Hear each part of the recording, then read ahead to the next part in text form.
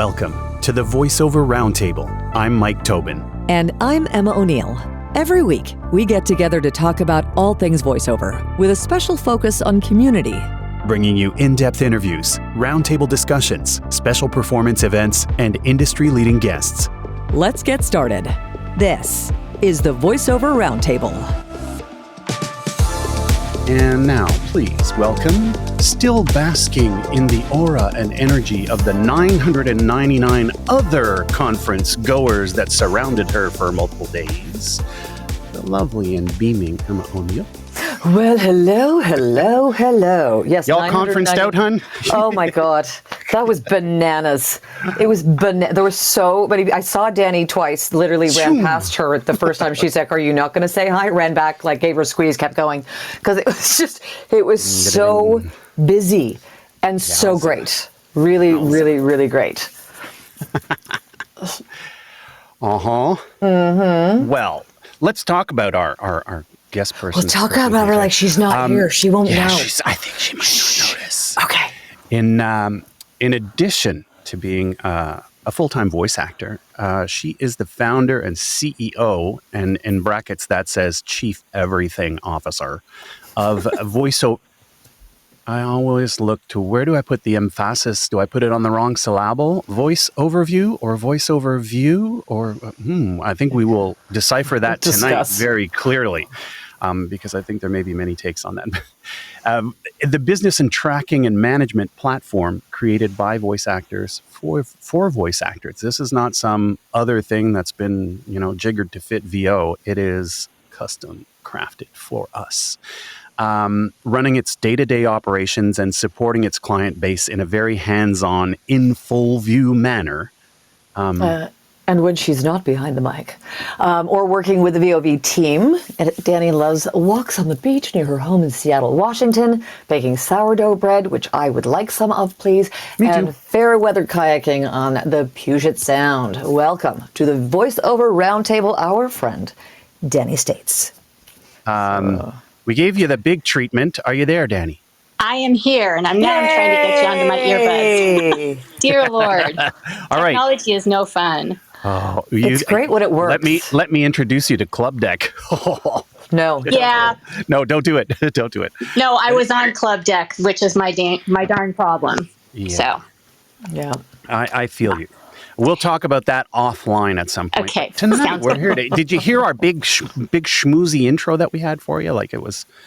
You heard all that. I did, and I was kind of responding back and forth, and I was like, "Ooh, maybe they don't want me to interrupt." But clearly, you guys just couldn't hear me. We just couldn't hear you. So, Dani, thanks so much for joining us. And the hot topic, and especially hot on the heels of VO Atlanta. Are you tired? Are you a little bit? Yeah, I'm such a conference hider. Mm-hmm. So I was there. Yeah, I was there, but I didn't, really just dive in feet first and do all the things. I kind of showed up late, hung around, chatted with friends, went to a room here or there, and that was it. But you were present. I was very present. I really was, and it was really fun. Yeah. And it demands a lot of energy, attending those conferences, like it or not, with all the people and the noise and everything like that and moving around. It takes a lot of energy. So we really, really appreciate you making time for us tonight and for our audience, hot on the heels of a big VO conference like that.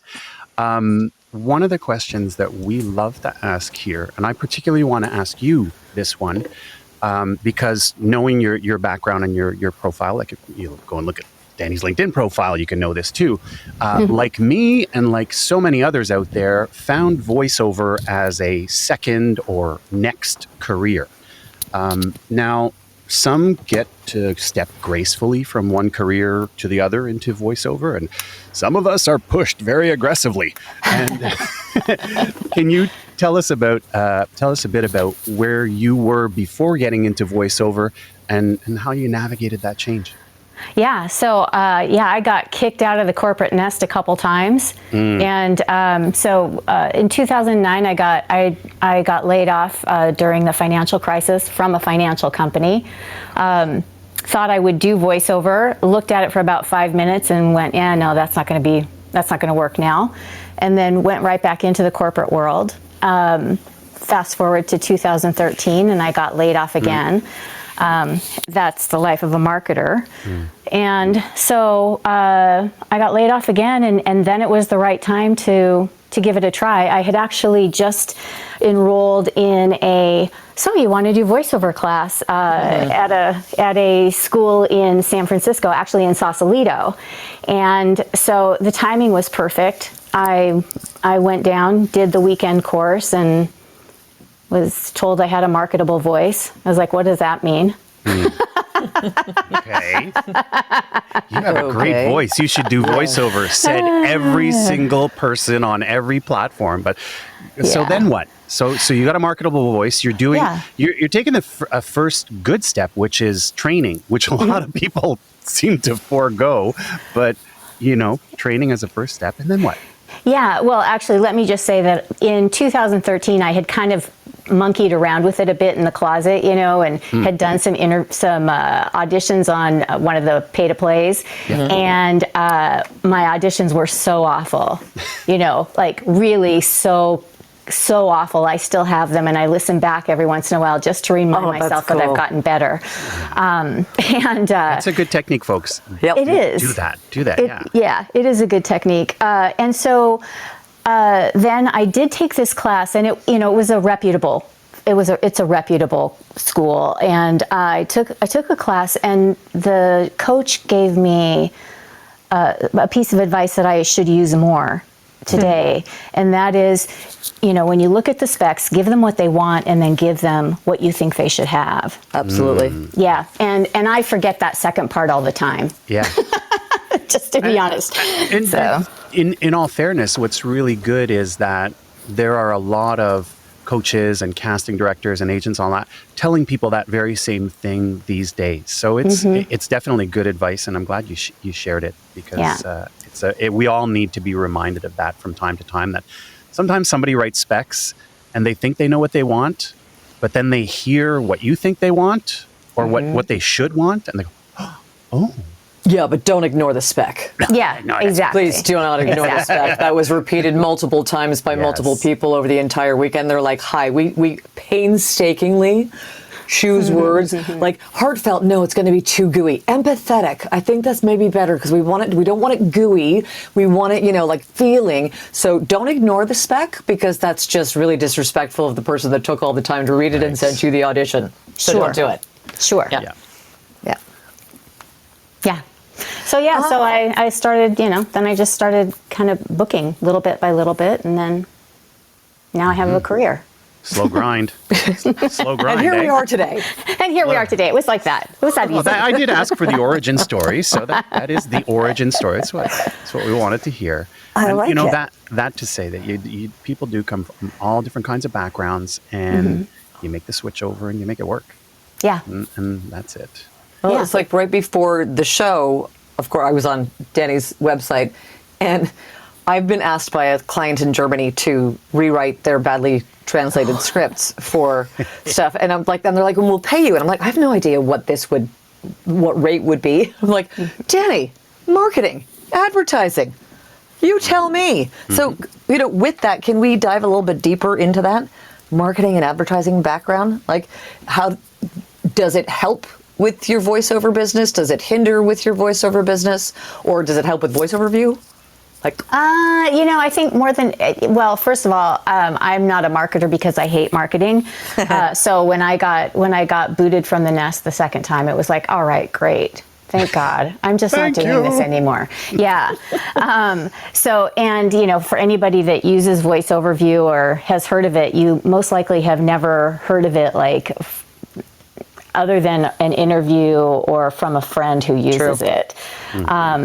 Because I just don't market it. And it's the same with my voiceover business. So the thing that my background helps with, two things. One is I have directed voice actors because I've done, a fair amount of video production. And then I used to write quite a bit of copy, mostly written copy, for tech stuff and for financial.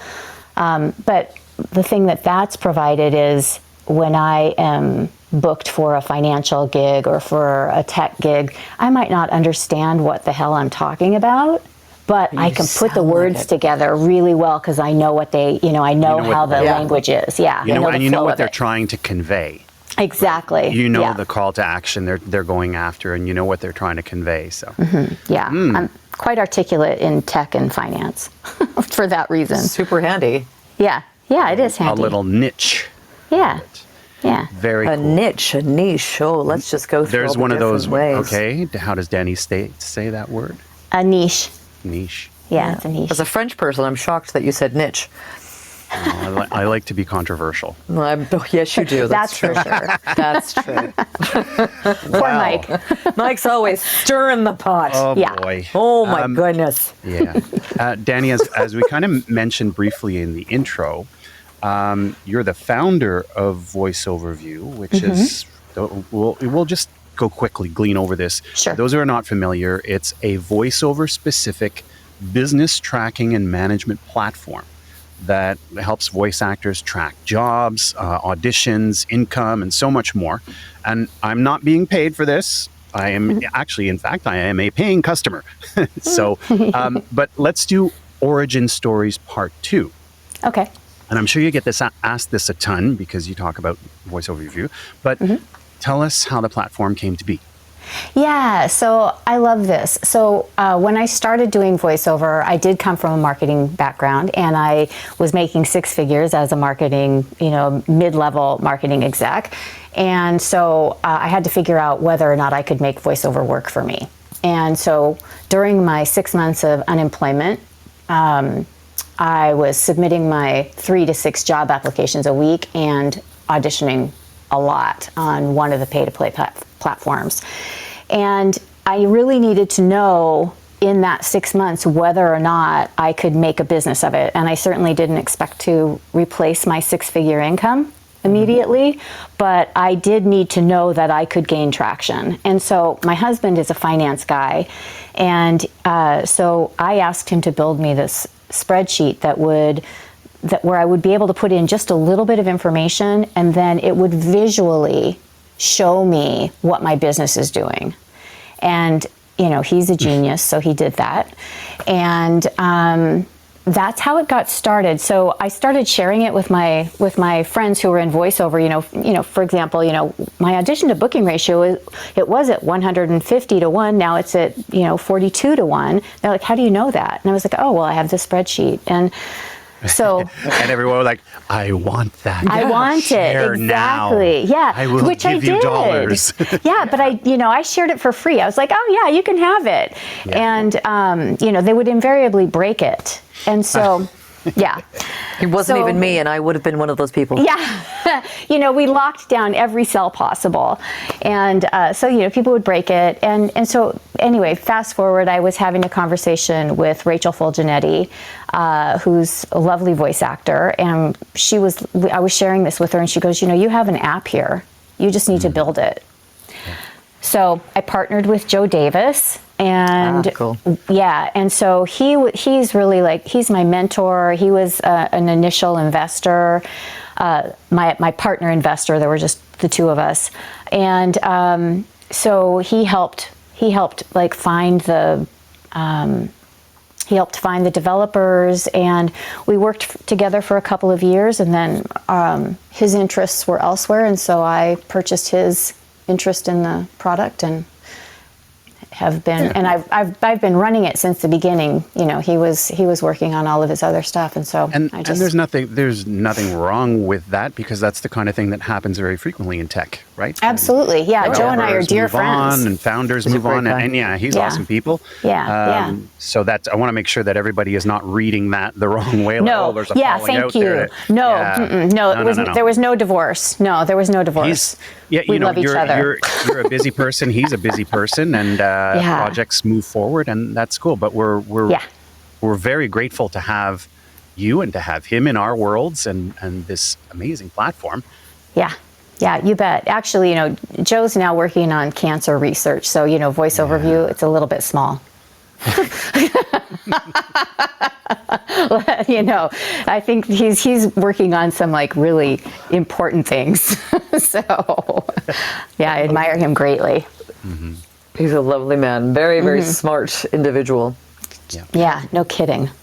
Going to the opposite side of building an app and understanding Excel sheets, you know, that's all Greek to me, let me tell you.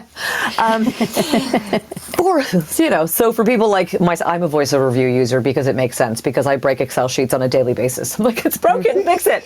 So I use VoiceOver because I can't break it. It's I'm like, I have tried. I can't break it. It's great. For folks like me, for voice actors who are not really tracking their voiceover business, or people who are afraid of, Excel sheets, they don't office well. People who want to get started using something like this, what do you think are some of the most important things for them to look at first? Well, I think first and foremost, you need a tool that you're actually going to use. Yeah. So whether that's a spreadsheet, whether that's a voice overview, whether it's a full-blown CRM or an invoicing platform like QuickBooks or Wave Apps, find a system that works for you and that you'll actually use. I think the thing about creatives, and I'm actually in the process of starting to formulate some ideas for presentations on this, is that, creatives, we have a different kind of mind. I'm a Virgo, so I kind of straddle the if you're into astrology,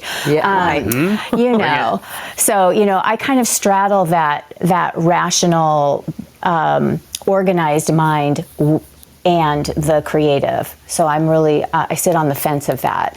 And so, but for people who are really creative, people who are not organized, you need something that's really like simple to use and doesn't take a lot of time, but that gives you information, because at the end of the day, you're a business.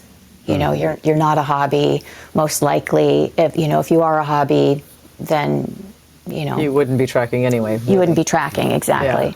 Yeah. But say someone's just, I don't want to say just starting out, but they're booking some work, and maybe they feel they don't need a big tool like a CRM or a voice overview or something like that. You mentioned a few things in the metrics, because you were saying, I'm going to track my 6 months when I start to see if I'm getting traction. What metrics do you think are most important for voiceover actors, voice talent to watch, especially when they're early stages of growing? Yeah, I think the metrics to watch are your audition to booking ratio, not only the macro level, just overall, but if you are on multiple platforms, or if you're on 2 or 3 online casting platforms, or if you have agents, or if you're doing LinkedIn marketing, for example, or email outreach, understanding where your auditions are coming from and where you're booking. So you can look at the macro level, which is, 100 auditions a month and I booked 4. Or you can look at the micro, which is I did 12 on Voice 123, I did 6 for my agent, I did 9 on voices.com or wherever, and I booked, 1 here, 2 there, and nothing here. So that's important to know where you're going to place your investment. So if you're on an online casting platform, of course you have to pay. So you want to make sure that you're putting your online casting dollars in the place where you're booking. Yep. The other thing too is tracking your expenses. So Voice Overview, you can track your expenses and you can track your income, and you actually have an income statement that's part of the overview page. And if you are training a ton and you're spending $5,000 on a course, and at the end of that course you're going to get some demos, and at the end of those demos you're going to get sold some more things, right? And pretty soon you spent $10,000, but you've made 912. Yeah. You want to be able to see you want to be able to see that, so that you can determine, am I spending my money in the right places? Am I getting the return on investment, ROI? So yeah. And to the numbers that you just threw out there, like maybe there are people in the audience tonight, if you're newer talent and hearing the thought of spending $10,000 and getting set up, and you're like, think about any business really. Like if you wanted to open a restaurant, you're hundreds of thousands of dollars to invest. If you wanted to open any kind of business, you're talking about marketing, you're talking about computers. So it's not unheard of to have to spend thousands of dollars. But to your point, Dani, it's important to know, okay, how much did I spend? And now I'm starting to make some money, and how am I making, and is it growing, and everything like that. It's huge. Sorry, you were going to say something? No, I think I would just say, and I don't want to scare people, but there is absolutely an investment, and there are better places to invest. Yeah. So yeah. Yeah, for sure. A few weeks ago, we had Mark Gus on the show, and I'm sure he's like all about entrepreneurship. Now you are what we could probably call a multipreneur. And founding, establishing, growing, and maintaining a platform like VoiceOverView is no small task. Now, I'm throwing a little something different here. Maybe there's somebody in our audience tonight, or someone who catches a replay of this or whatever, who has an idea, a spark, something they think can make an additional contribution to the voiceover community or even some other field. What advice do you give to that person who's like, I have this idea, I believe in it, but now what do I do? The first thing I think is to vet it. So one of the first things that when I went to Joe with the idea and asked him if he thought it would be a good idea and whether it was something he'd be interested in working with me on, he was like, yeah, I think it's a really great idea. Now, why don't you go out and talk to 20 voice actors and see if they like it? And so I did. I had some voice actor friends, and then he, of course, through voice actor websites, had a ton of people, and he just sent me contacts and said, hey, reach out to these people. So over the course of a couple of months, I did. And out of the 20 to 25 people that I talked to, everybody from people who were just starting out to midstream to, really seasoned folks. I think of the 25 or so that I talked to, maybe 2 or 3 said, nah, I don't think so. Everybody else was like, yeah, that thing would be awesome. So I think the first thing to do is to vet it. Right. The second thing to do is I didn't go out looking to create this. I went, I shared it with folks, and people were like, wow, that's cool. And then, Rachel saying, yeah, you should build an app. And me, it was really organic in how it came about. I didn't sit down one day and go, how can I make extra money? And hatch this idea. It really came about the other way. And if it had come about the other, let me think about how I can make extra money, I really made a poor choice. Oh, I wasn't expecting that, but I love that. VoiceOverView is not a cash cow, but it is my labor of love. I was going to say labor of love so much. Yeah. It can't, like you said, if it comes out of sort of osmosis and the universe giving you these little nudges and pointing you in the right direction, and it happens organically, you got something good going. Yeah. But yeah. So maybe the step number 2 advice is, let things happen. If it's forced, it might maybe not. Yeah, I think that's absolutely right. Yeah, let things happen. I've seen other people, not in the voiceover industry, but people close to me try to start jobs, try to start companies on something that they were passionate about, but they were looking at it from that how do I generate extra income perspective. And no matter how hard they tried, they couldn't get it off the ground. I think it's true in general. It's one of, for me, 2023, one of my mottos is don't force anything. Plant the seed and water it.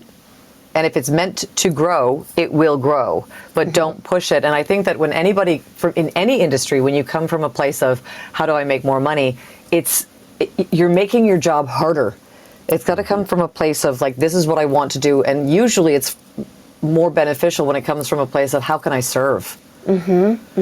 Like, how can I help? How can I do better and help people along the way? You know, because we've all been helped in some way in this business. We all are every day helped by our peers every day. So it's, you know, how do you reach back your hand and take somebody else's and bring it forward? I think that's generally where the ideas organically grow and start to create an income that you didn't expect. Yeah. Absolutely. So I think that we should see if anybody has any questions. Open. Yeah.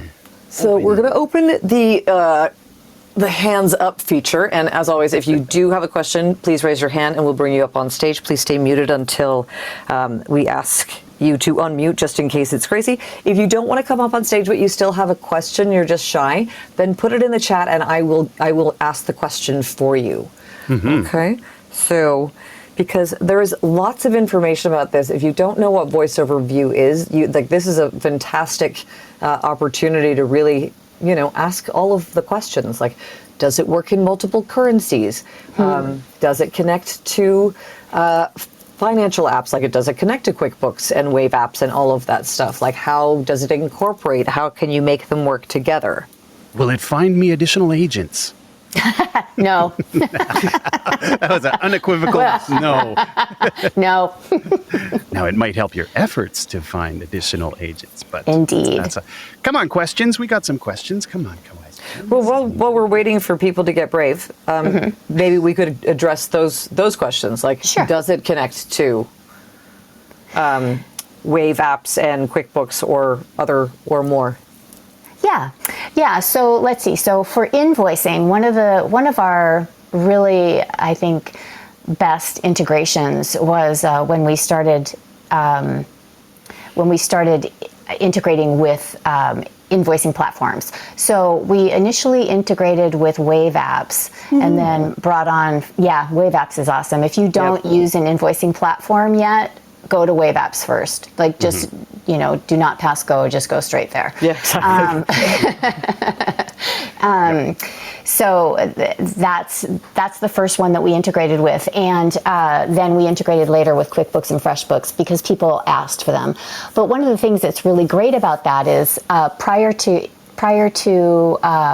integrating, you had to enter your information into VoiceOverView, and then when you created your invoice, you had to go to Wave apps and create and do it there. Now you enter your information into VoiceOverView, you click a create invoice link, and ta-da! It goes to Wave apps. It creates the invoice for you. It populates your perfectly beautiful designed invoicing template along with, you know, your payment information that you might have in your special notes template section, and you can send it directly from VoiceOverView. It automatically marks it as invoiced, and it's pretty fabulous. Sounds like magic to me. It is magic, you know. And when we first did it, I was so resistant to adding invoicing to VoiceOverView, and when we did, I was like, holy cow, why didn't we do this earlier? This is so fabulous. It changed my business. Like, it changed my own business.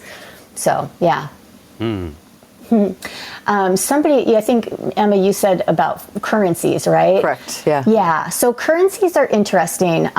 You have to choose a currency in VoiceOverView. You can choose, you know, any currency across the globe, but choose the currency of your home country, and then you do the conversion. What's it called? The conversion. Thank you very much. Yeah, so you do the currency conversion. If you are invoicing in Wave apps, it's pretty cool. So for example, if I get and I've gotten this wrong so many times, but I'm going to get it right this time as I say it. If I get a job that's paid in euro, for example, I will put the job in VoiceOverView at the euro rate. So let's say it's €1,000. I will put in €1,000. When I go to create my invoice, I'll do that through VoiceOverView and into Wave apps. Go to Wave apps, change the currency to euro. It will change. It will do the thing, and then when they send me the €1,000, it will do the conversion for me. So you started off with, because you're in the U.S., so you started in USD, in VoiceOverView. Yeah, well, because my VoiceOverView currency is set to USD, I will put in 1,000. Yeah. And it will then populate Wave Apps as $1,000. Yes. And then I go to Wave Apps, change the currency to euro, and Gotcha. it will do the conversion. It'll say, you know, that it's €1,000 and that it's 1,300. And I don't know if that's the right conversion or not, but you know, 1,300 so USD. when it pushes back in, it does the calculation. That's the conversion. That's cool. Yeah, so it's pretty cool. That's a pretty neat feature, and I don't know if QuickBooks and FreshBooks do that or not. QuickBooks and FreshBooks, I'll just be honest, they are clunkier. They're so clunky. They're clunky. Yeah, they don't work as well, and you know, you have to pay for them. Awesome. Yeah, my accountant insists on using QuickBooks, which I find really funny because, especially in Canada, QuickBooks will only allow you to use one currency. It doesn't allow you to use multiple currencies, which I find ridiculous. U.S.-based QuickBooks, you can bill in multiple currencies. So I'm like, it's the same company. What are we doing? What's happening? Right. Whereas Wave, you can invoice in any currency your heart desires. So it doesn't matter, and it does the conversion. And when you get paid, if the conversion on that day is different from the day that you invoiced it, which it always will be, you can put the correct conversion rate into the math, into the chart, and it will do the math for you. It's bloody brilliant. And it's free. Yeah, it's pretty dang awesome. Yeah, and it's free. Exactly. Yeah. Yep. Folks, if you have joined us partway through this evening's show, this is the Voiceover Round Table here on Clubhouse every Tuesday evening, 7:30 p.m. Eastern, 4:30 Pacific. We talk about all things voiceover with a special focus on community, bringing you roundtable discussions, special events, and industry-leading guests. And tonight, our special guest is voice actor and founder of VoiceOverView, Dani States. If you've just arrived and you're like, voiceover what? So VoiceOverView is a business tracking tool designed by and for voice actors. It is a wonderful tool. It's very powerful. You can go and search it up. And actually, you know what? We'll pin the link up top. This is not a promotional show. Emma and I are both users, paid users. We pay Dani, not Dani paying us. So, I don't know, but we'll pin the link up top so you can go and check it out if you're not familiar with the tool. Thanks. Nobody has any questions? How is that? Like, usually this group is just, I think they're all just bombed from VO Atlanta. That's what it is. Probably. They're all there. Well, I can't type. Come on, people. Susan Robb says, fantastic. Signing up. There, sold. Deal. There you go. Maybe I'm just that mesmerizing, right? Wow. Like, it's just like, wow. So Casey says, I've been using Wave for years and don't know why so many people continue to pay for QBO, considering all the perks Wave has for free. Yeah. I know, it doesn't make any sense. It's, some people are forced into it, but some people go with what you know. And I think that's kind of speaks to something that you were saying earlier, Dani, is that if you're going to use a tool you're going to use. It's much like exercise. Yeah. You know, you got to do something that you enjoy doing. Like, don't tell me to go rowing because I'm going to throw out my back and that'll be terrible for me and I'll hate it. But, something else might be more pleasing. Yeah, a good long walk. That'll, if you can get a good long walk in, and that's great. If that's the tool you're going to use. So the same thing goes for this kind of thing. So I guess if QuickBooks works for you, well, okay. Yeah. I have a question. So say I decide, like Susan Robb, that I'm going to sign up. And so now it's like, because it's, as I said, I don't office well. I'm not super tech. I'm always like, make it work. So I sign up for this thing. How do I make it work? How do you make it work? How do I make it work? A couple things. First of all, it's really not that hard. You cannot break it. She's right. I can use it. So it's, but I'm just asking.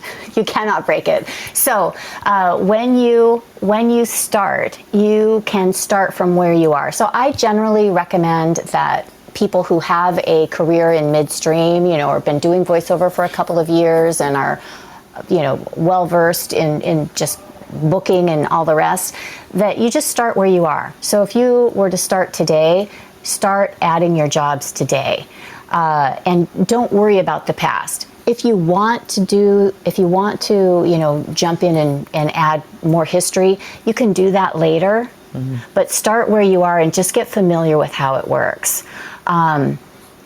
It is pretty intuitive. We have some tutorials. We also have added a user guiding tool that I need to populate more on VoiceOverView that allows you to do like a sort of a self-guided tour. I think one of the things when people used to sign up, they didn't really know where to start, like with their settings. Now we have a tool that actually walks you through. Go here and do this. Now go here and do this. And Dani voices all of the tutorials, just so that you know, so you get to listen to Dani the entire time. It's great.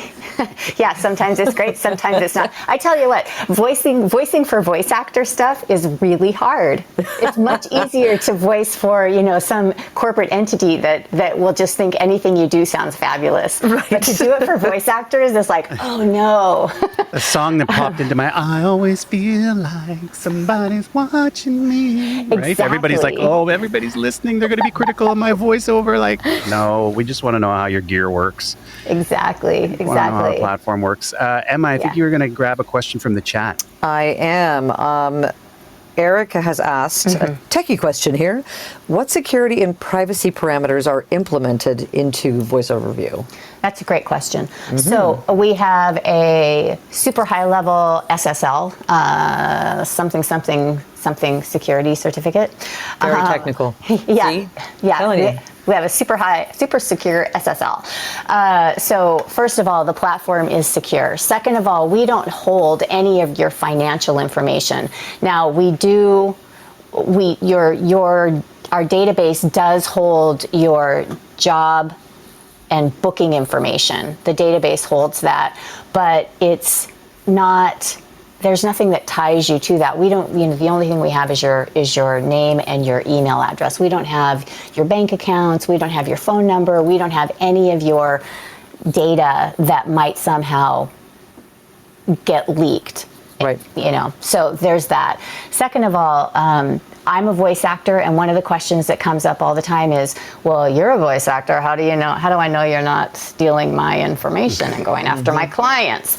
Well, there's a couple things. First of all, I don't have access to your data.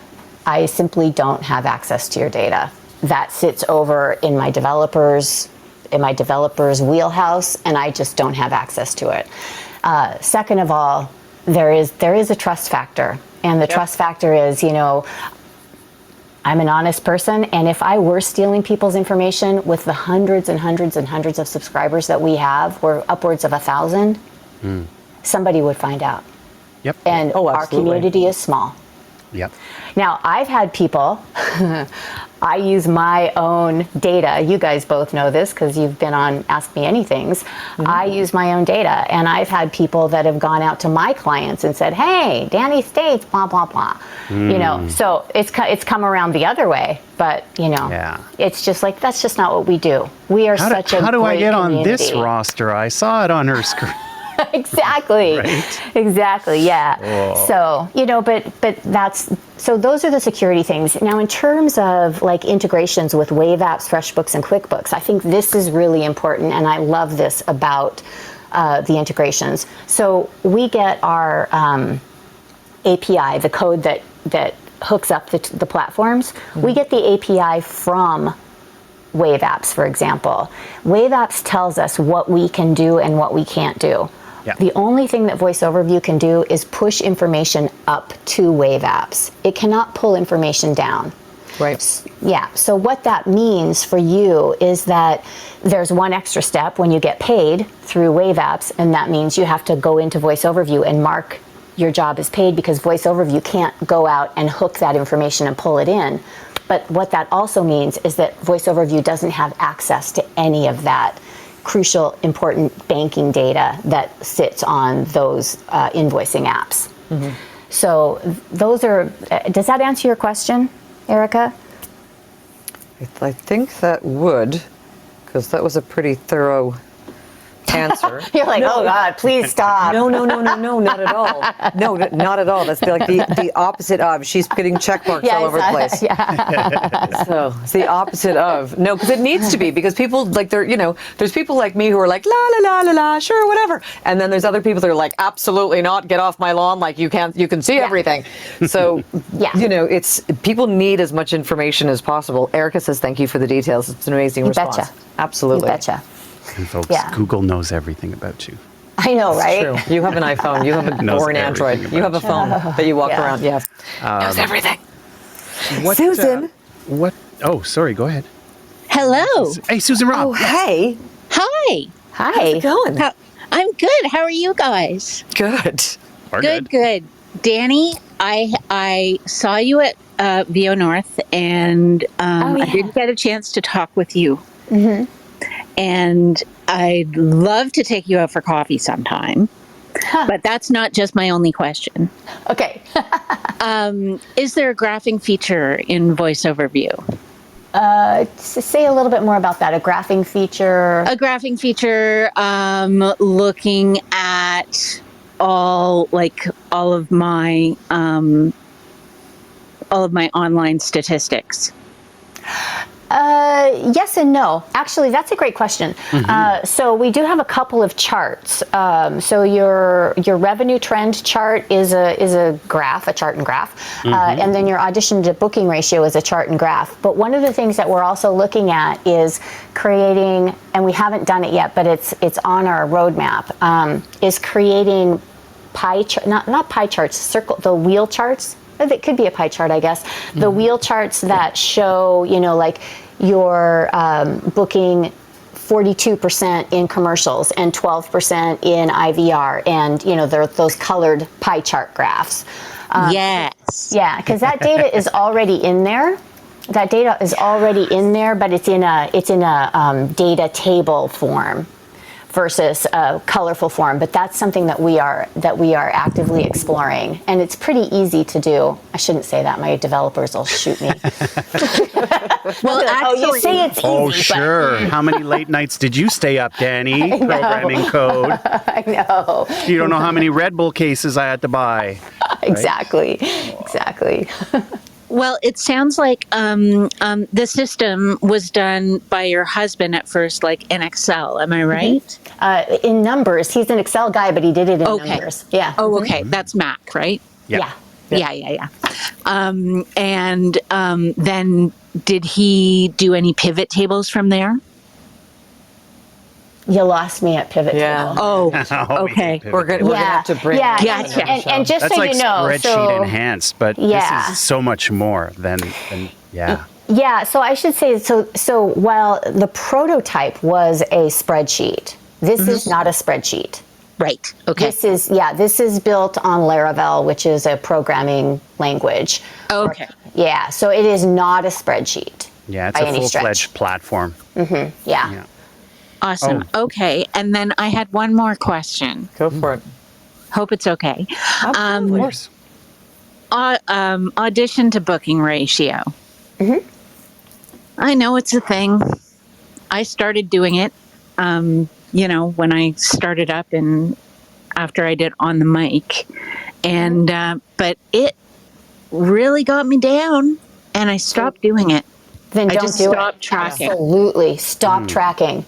Yeah. Literally just knock it off now. But if that's one of the most important metrics to look at,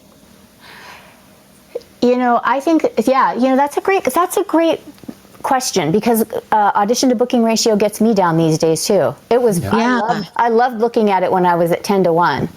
Now that I'm at 100-1, I hate looking at it. But for me, what I do, so there are a couple of ways you can do it. I still track my auditions because I have a goal of getting a certain number of auditions in every month. Because I know that if I don't do enough auditions, I'm not going to book. Yeah. I'm not going to book new work, new clients. And those are just as important, because you can't get new long-term clients if you don't get new clients, right? Right. So I do set a goal of booking a certain number of auditions, or of delivering a certain number of auditions a month, and I track also whether or not I when I book a job, I track whether or not I auditioned for it. If that gets you down, if that leaves you feeling less than or sucked dry, don't do it. Just don't. Like, it's just not, because our whole business, and I can speak to this, you know, I'm actually, I can speak to this, you know, in spades, and if you know me very well at all, you know that, you know, I struggle with that. So, you know, it's a confidence, it can be a real confidence suck. And if your confidence sucks, then you're going to suck behind the mic. Yeah, exactly. That's it. Like, it affects the art, you know, and I don't want it to affect the art. Yeah. Now, other people, it doesn't. So you have to know yourself. You know, another important point is on the revenue trend chart. Oh, I was going to ask you about this. I'm glad you're going to it. Yeah, so on the revenue trend chart, there are people that have two mindsets around that.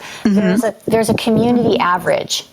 There's a community average box that you can tick, and if you tick the community average box, you can see what your income is in relation to the community average. Now, in the community average, it takes everybody who has booked at least booked a job for at least $1 in that month into an anonymized pool, and then it does the math and creates the median, and that's how you get the community average. And so, for example, the community average, and this is pretty neat because it goes right along with, you know, some of the voice actors of New York surveys that have gone out, now NAVA surveys that have gone out, you know, on average income. And the average income of a VoiceOverView subscriber is somewhere between $4,500 and $5,500 a month, generally. Now, if that number feels, if you are, now I don't know if you're starting out or not, or if you're midstream or whatever, but this is for everybody. If you are just starting out and you click that and you're making $200 in a month, and you see that everybody makes, you know, somewhere between $5,000. Around $5,000, you could view that as aspirational. You could go, wow, everybody's making, I could make $5,000 a month, awesome. Or you could look and go, oh my God, I'm only making $200. It's your mindset. Yes. You know, so, you know, and so that's sort of the, if the audition to booking ratio mindset really gets you screwed up, don't do it. If the community average really inspires you, do it. Look at it. If it doesn't inspire you, don't do it. Right. The other thing, and I was going to share this with Susan, the other thing that I've found really useful with that community average thing is once you've been on the platform for a little while, you tend to, like, you know, you go into a year and you're like, oh my God, is it just me? Did January and February both suck? Like really bad? And then you go and look at community average and you see, oh wow, it's pretty common trend across the board. Yes, exactly. You know what I'm saying? So like you can see trends. You're like, is it just me? Am I freaking out for nothing? And then you click community average. It's like, nope, it's not just me. Everybody's struggling this month. Yep. And so that's a really valuable tool. Yes, to what Dani's saying, it can be inspirational or it can be discouraging. Just depends where your head's at that moment. But it's a tool that's there. If you want to use it, you use it. If you don't want to use it, you don't use it. But it's valuable. It has value. Yeah, absolutely. Exactly. And I've right now I just do my own revenue trend chart, you know, just in Excel or whatever. And the thing that really gets me going, gets my engine going, is just seeing progress. Right. Yeah. Yes. And just seeing it go up. Yeah, absolutely. Yeah.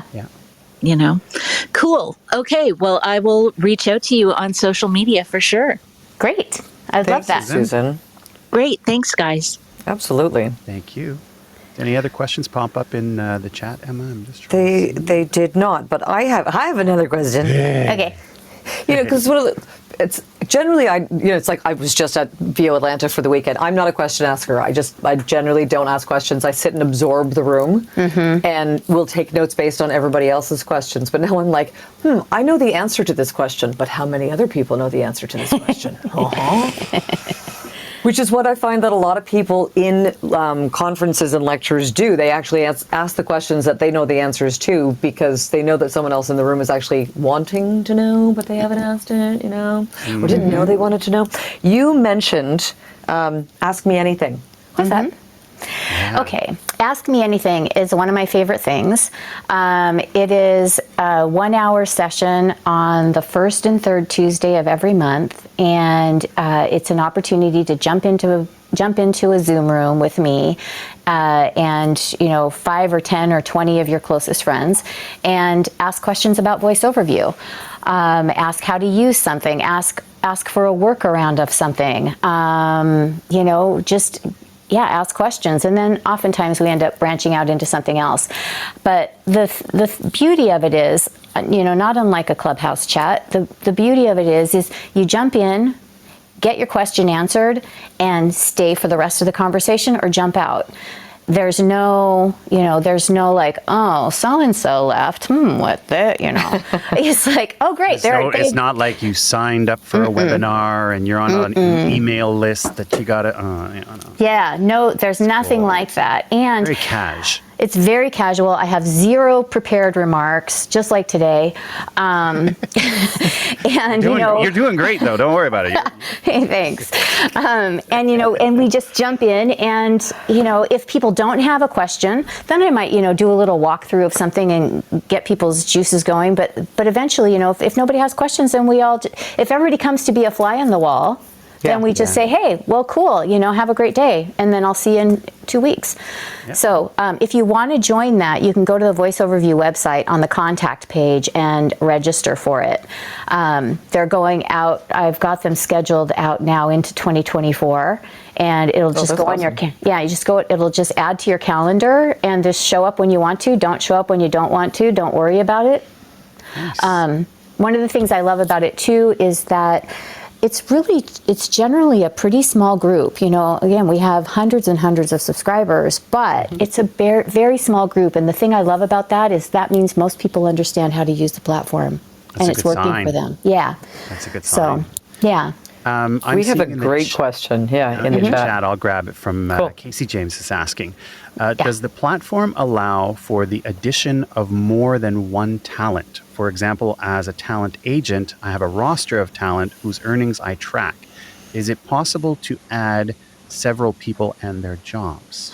That is a great question, and I love that question because we are looking at different use cases. For example, we have Earshot Audio is a production house, and they use VoiceOverview very differently. In fact, we're going to do a case study on that and put it on the website because I'm really excited to hear how he uses it. But for an agent with a roster, you could do that. So, for example, and I have to think about this a bit, but you could create.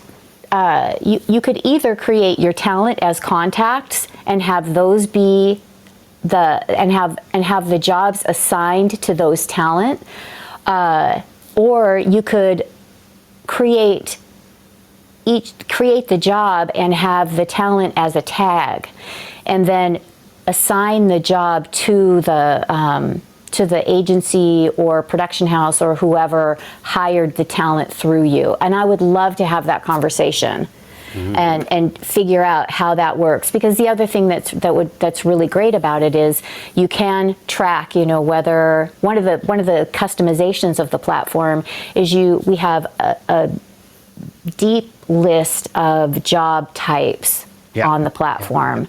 And so you can take a look and see how a talent books, what their commercial ratio is, for example, or their explainer ratio or promos or whatever types of job types there are. There's all sorts of things you could get out of that, and that could be really valuable information. But I'd love to chat with you and see if there's kind of get a sense of it and play with it in my mind. And then possibly repackage it as agent overview? Agent overview. Agency overview? Yeah. I don't know. I think we probably would just be more inclined to keep it as is and have a special way of implementing it for the agent. Yeah. Cool. Yeah. I just so everyone knows, like you're so hands-on with this and with the Ask Me Anythings and stuff like that. I was curious, when is the last time, because I know you're when I've reached out to you, you're like, well, no, not really, but here's a workaround. You can do it like this, or you've shown me how to do something. When is the last time you've taken a feature request from a user and brought it to the population? Like, give us an example of it, like something that was like a feature request and you're like, oh yeah, let's do that. Yeah, very recently. Okay, cool. What is Boy, it? I'm so glad I could think of that. She's fast on her feet. You didn't tell me he's going to put me on the spot like I that. I know. It was. Let me think. It was back in 2016. No, it wasn't. It wasn't. No. It was actually just a couple months ago. So, and this is a tiered response. So in January of we're in 23, right? So in January of 2022, we had a request for the ability to export the income statement, and at that point we then created the ability to export that, and it exported as a spreadsheet in Excel, and you could then take that directly to your accountant. So we got that request in January of 2022, and by the end of January, we had it figured out and we had made it possible. So now, this is tier 1. So now at that point, you could do your 2021 taxes from your income statement. Subsequently, we added quarterlies. So now you can also export individual quarters. At the end of 2022, we got the request to provide a different view. So we had it based on the job booked date, which is for people who understand accounting, and that's not me. It's called accrual accounting. So that's based on the date that the job was booked.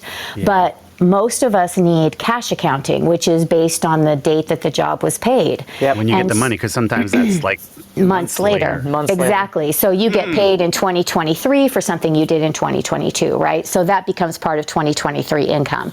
Yeah. So what we did, then what we did was we added the ability to toggle between your job paid date and your job booked date. So now you can export both.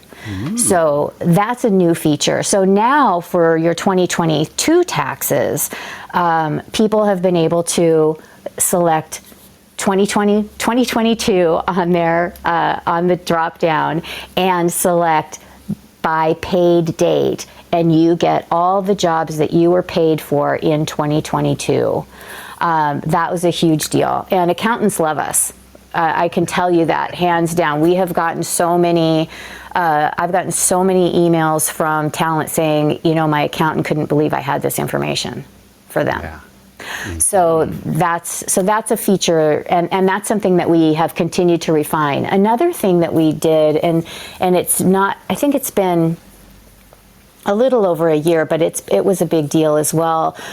We created the ability to attribute residuals, usage, and renewals to a particular job, but have the income show up in the current month that you get the check, because residuals and renewals and all that stuff, generally, you get the check and you go, woohoo, this is unexpected, or my agent told me, and wow, here it is, So now you can actually go back to that job, click on the fees tab, add the new fee. It aligns with the month that you got paid, and you can see the accrued income from a single job if it's has additional payments.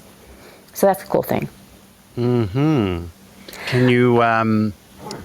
I don't know, I'm putting you on the spot here, but can you let us in on any upcoming feature developments I'm sure there's some stuff that's under wraps, or maybe there's some stuff that you're like, yeah, we're working on this, it's going to be out soon, or I don't know. Well, one thing that we have been trying to do forever, and I don't know if we're ever going to get it done, is clothes, integrating with clothes. Yeah. I know, it kills me. It kills me. Let me just tell you that. The good news is you still don't have to double enter, so that's good. But yeah, we would like to integrate with clothes. It's just a little more complex. Really, right now, what's happening is some under the covers work, and I don't mean that from a secret perspective, but coding. Yeah. So we're doing some updating of some of the code that the platform sits on, or that the platform's built on. There's all that maintenance stuff. Yeah, there's all that maintenance stuff. Mm. So some of that's it's not sexy, but when you start to get into, a larger user base, it becomes crucial. So that's what we're doing right now. I'm trying to think. I feel like there's some other things that we've been thinking about. For sure the color charts, because again, we are creatives and we like to see things sliced and diced differently. Yeah. I think I asked you for something a while back, and then I totally forgot about it. Now you've been talking about color boards and things like that, and I'm like, I'm going to ask again. Yes, ask again. Do you know? Because yeah, I do. Because this is where publicly you will get to say, Mike, that's a silly idea. It'll never happen. Or, you know what? We'd be happy to deliver that. Putting you on the spot here. Okay. I love Kanban boards. Kanban boards. You know what a Kanban board is, right? I think that's like Trello, right? Yeah, exactly. So like Trello. So my dream is that within VoiceOverView, the job can just be moved from stage to stage within a Kanban board. So like in your job view of things that are either, it goes from booked to, what is it? I'm trying to remember what the exact terms that you use.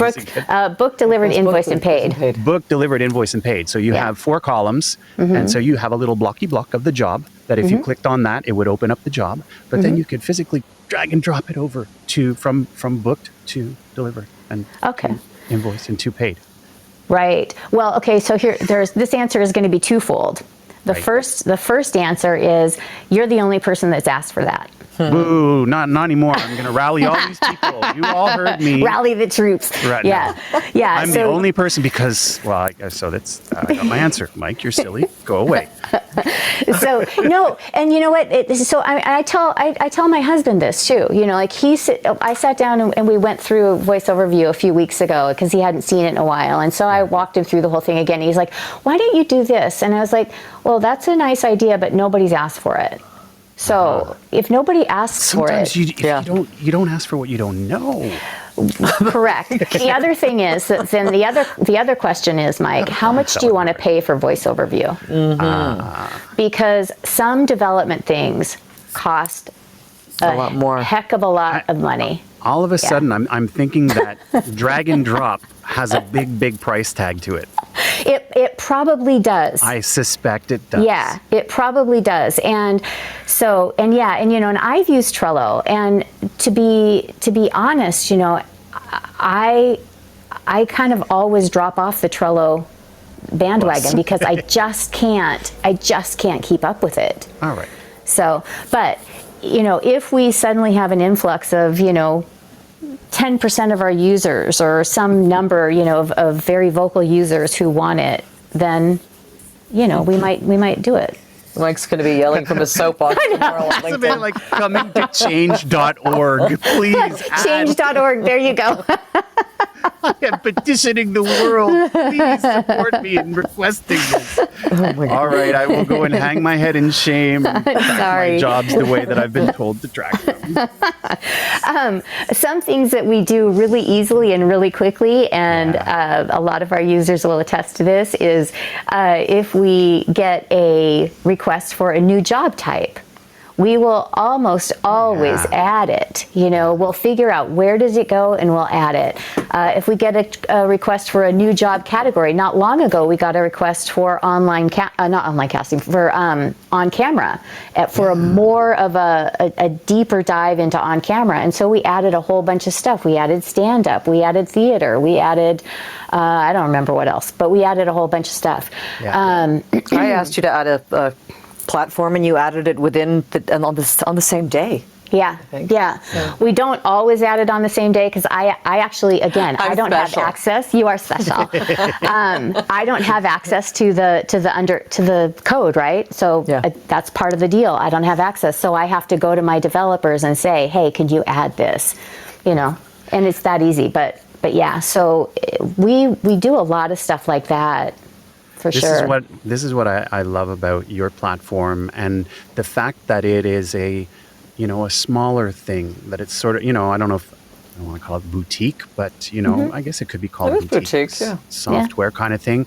And I liken it a lot to the responsiveness that we see from Thomas over at Twisted Wave. Totally different set of stuff, but a tool that many of us love to use. And like Thomas is so on the ball, send him a bug report, and the next day you're getting an email with a say, yeah, thanks for pointing this out. Here's a fix. Click on the link, download it, done.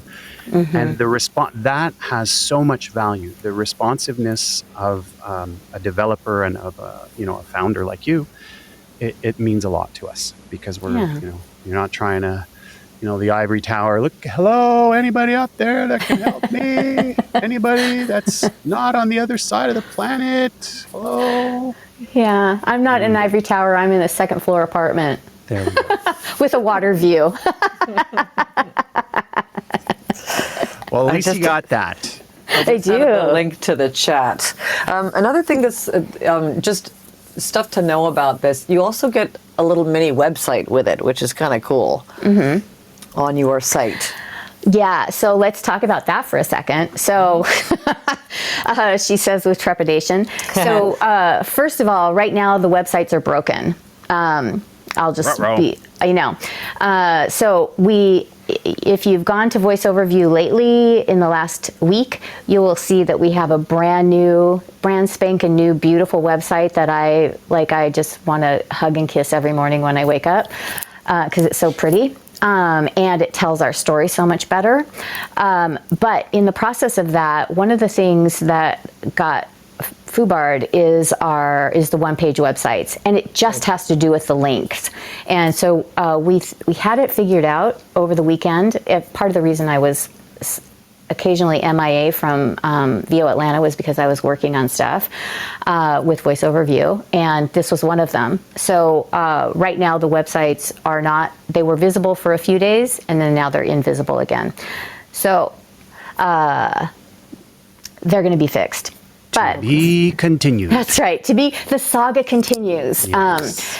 But the one-page websites, and we now have this we have this spelled out very clearly on the website under resources.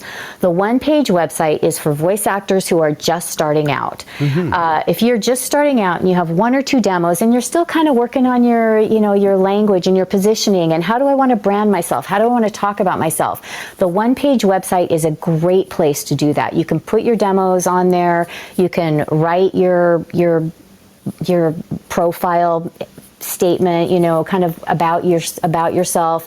You can talk about your studio, show, what your studio stuff is, what are your accents, all the things. We kind of based it on some of the online casting platform profile pages.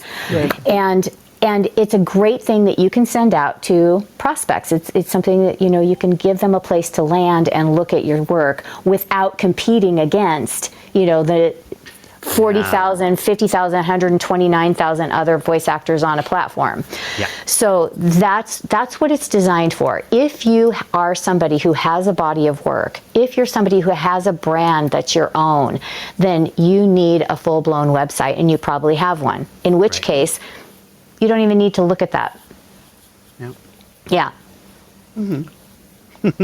Very but cool. It's there. Again, it's there. Exactly. It's a great tool. I mean, much like when you would, the builders that come with your registration to a web host or something like that. Obviously, there's the build your own website here, but yours is tailored to us already, kind of thing. So it's good. Yeah, exactly. And again, it has limitations, and we have. And actually, so when they broke, I sent out an email to all of our users and asked and did a survey asking, how is this important to your business? How important is the one-page website to your business? And there were really just a handful of people who answered, yes, it is important for my business. Now, that doesn't mean that we're not going to work on it. That just means that most of the voice actors on VoiceOverView are using, have their regular website. But there were more people than there were people who wanted Kanban boards, right? Yeah. Yeah, actually, there were more people than wanted Kanban boards. People. Yeah, okay, I'll send out a survey next week. Who wants a Kanban board? Who wants? They're like, Kanban what? Who wants a bonbon? What? Who wants a bon? I'll take a bonbon. Bonbon. Yes. Yes. Cinnabon? Yes. Cinnabon? Yes. Yes. Oh, Dani, this has been great. Thank you It's been really much. fun. And thanks to our audience and supporters. Next week, we got one of your buddies. The Voiceover Roundtable returns with another great special guest, one of the industry's leading experts on voiceover marketing, the original VOpreneur, as he's called. Mr. Mark Scott's going to be with us. That should be a lot of fun and very informative. Yeah. Mm-hmm. So join us Tuesday evening at 7:30 p.m. Eastern, 4:30 Pacific here on Clubhouse for the Voiceover Round Table. Dani, it's been a delight. Thank you so much for sharing your time and your expertise on this. I think it's a really, one of the reasons that, the main reason really that Mike and I do this is to make sure that people know who the real deal is, like between coaches and platforms and services and all of the things, because there's so much information out there that isn't necessarily the best information, so we try to make sure that we're sharing stuff that's really valid and vetted. So thank you for being here. The real stuff. Know what I'm saying? Thanks for having me. Thanks It's so been much, really Lily. fun. Appreciate Sorry it. for the glitch at the beginning. No, not at all. Nobody saw anything. Nobody saw anything. That's Nobody right. saw anything. We're all good. Thanks very much, everyone. Have a great night, and we'll hear you next week, 7:30 p.m. Eastern, 4:30 Pacific, here on Clubhouse. Voiceover Roundtable. Good night, everyone. Bye-bye.